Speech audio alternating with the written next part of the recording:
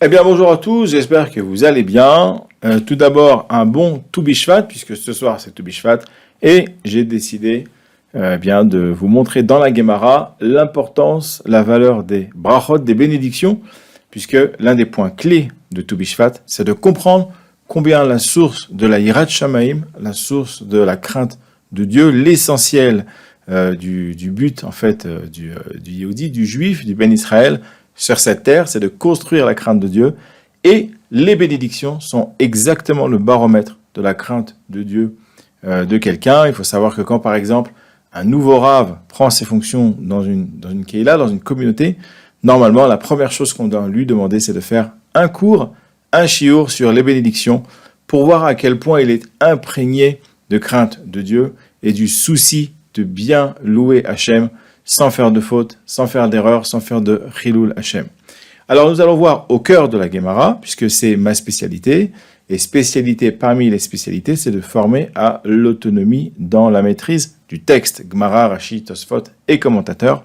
Donc nous allons voir une des sugyot, c'est-à-dire une des enquêtes talmudiques que nous faisons avec nos élèves pour apprendre à nous rendre autonomes, accompagnés en fait d'un PDF avec des exercices qui permettent d'apprendre à lire, traduire, construire le pshat, construire un petit peu l'armature technique du DAF. Donc ce PDF est directement téléchargeable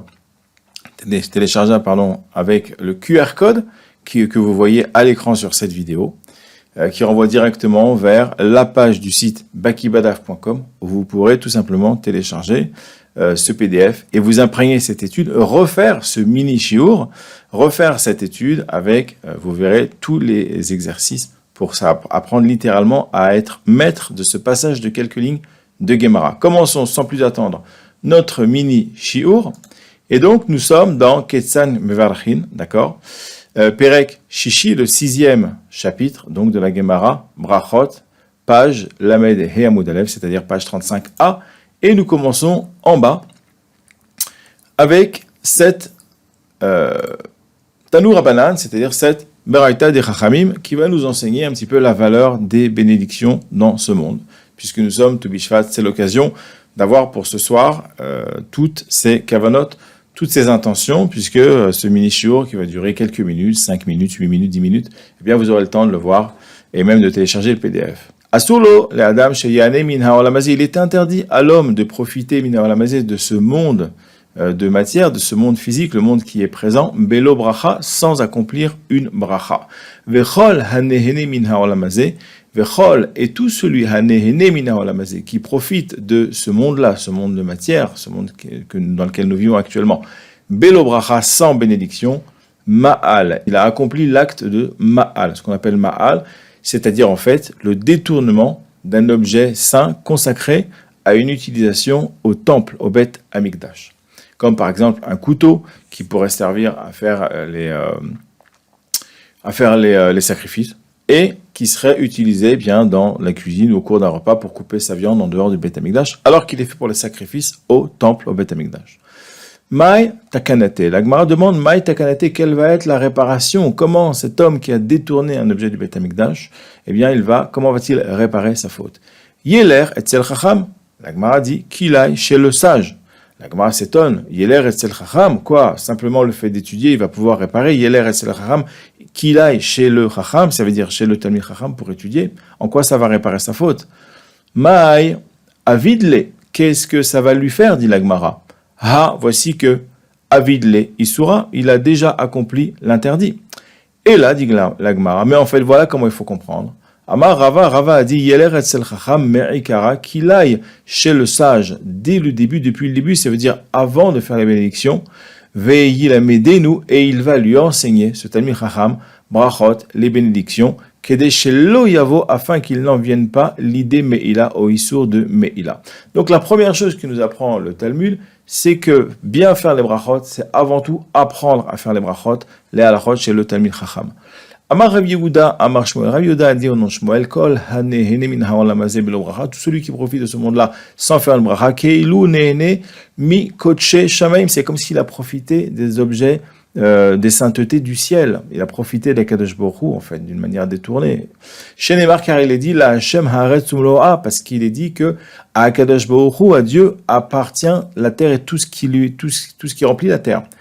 Rabbi Lévi a noté une contradiction. Il dit, Ketiv la Hashem Haaretz Umloa. D'un côté, il est écrit que à Hashem appartient la terre et tout ce qu'elle remplit. Urtiv, or, il est écrit, par ailleurs, Shamaim la Hashem, Haaretz Natan Livne Adam.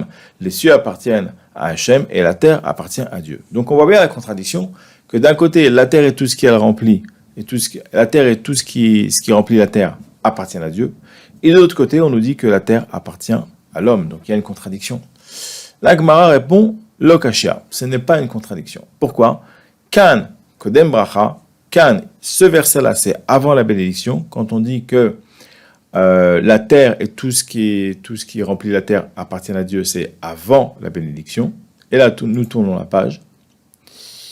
Kan, Vekan, ici, l'achar bracha. Et ici, il s'agit, en fait, d'après la bénédiction. Comme quand l'homme a fait la bénédiction, eh bien, la terre et tout ce qui remplit la terre appartiennent maintenant à l'homme. Pour dire quoi? Pour dire que la valeur de la bénédiction, c'est une sorte de permission qui va permettre à l'homme, en fait, d'acquérir ce dont il va profiter de ce monde. Et c'est pour ça que non seulement il va acquérir ce dont il va profiter avant avec la bénédiction d'avant, et il va remercier son Créateur de lui avoir fait profiter d'une partie de sa création en faisant la bénédiction d'après tout ce qu'on apprend de la bénédiction clé qu'il y a dans le Chumash, à savoir la bénédiction sur le Birkat Amazon, du verset Ve'achalta ve'savata, au birarta, tu mangeras, tu seras rassasié et tu béniras à ce moment-là. On continue. Amar Rabbi Hanina bar papa, il a dit Rabbi Hanina bar papa, Kol hanehne min ha'olam hazeh belo bracha, tout celui qui profite de ce monde-là sans bracha, keilu gozel akadosh baruch hu, c'est comme s'il a volé Dieu ou Knesset Israël et l'assemblée d'Israël. Pourquoi? Chez Nehemar, car il est dit Gozel aviv veimo, celui qui vole son père et sa mère, veomer, et qui dit en pécha, c'est pas une faute, c'est pas une grande faute d'avoir volé son père et sa mère. Le pasuk dit Chaver ou le ish mashrit, il est l'ami d'un homme destructeur. Nous allons voir la dracha. Ve'en aviv el akadosh baruch hu. Et il n'y a de père que Akadosh baruch hu, c'est-à-dire que le vrai papa de chaque juif, c'est seulement Akadosh baruch hu. Chez Neymar, car il a dit Halohu avicha kanecha, n'est-ce pas que ton père, c'est celui qui t'a acquis, celui qui t'a acheté. C'est Akadosh baruch hu qui nous a acquis en tant qu'esclaves de la sortie d'Égypte. Ve'ein imo ela Knesset Israël. Il n'y a de maman de chaque juif que l'assemblée d'Israël. Chez Neymar, car il est dit Shema béni, écoute mon fils Moussar avicha, la morale de ton père, ve'al titosh, et ne te détourne pas, Torah timecha, de la Torah de ta mère. Maï chaver ou le ish mashrit. En quoi est-ce qu'il est l'ami d'un homme destructeur? Amar Rabbi Hanina bar papa. Rabbi Hanina bar papa enseignait Chaver ou le Yeroboam ben Navat. Il est l'ami du roi Yeroboam, qui était ce roi qui a fait fauter tout le Ham Israël, car il ne voulait pas, à l'époque il y avait 2 royaumes en Israël, et il ne voulait pas que les bénis Israël fassent les fêtes de pèlerinage en montant à Yerushalayim, de peur d'être détourné dans l'autre royaume d'Israël. Qu'est-ce qu'il a fait? Il a construit des endroits où les bénis Israël pouvaient se faire comme s'ils allaient se consacrer en fait au divin de la même manière qu'à Yerushalayim, mais en fait c'est devenu des endroits d'Avodah Zara. Donc, qu'est-ce que c'est marqué? C'est marqué chez Ishrit, Yeroboam, Ishrit et Israël, il a détruit Am Israël, la aviem sheba shamim, par rapport à leur père qui est aux cieux, au ciel, c'est-à-dire en fait par rapport à Kadosh Baruch Hu, il a littéralement détruit la spiritualité du peuple juif en le faisant se consacrer à des idoles plutôt que de se consacrer réellement à Dieu, à Yerushalayim. Voilà ce qu'on pouvait dire sur la valeur des brachot. J'espère que ça vous a plu. Téléchargez ce PDF, délectez-vous de l'apprentissage donc de ces traductions, de ces lectures. Il y a beaucoup de travail, d'accord, je le reconnais, mais vous allez voir, je pense que vous allez kiffer. Merci beaucoup de votre attention.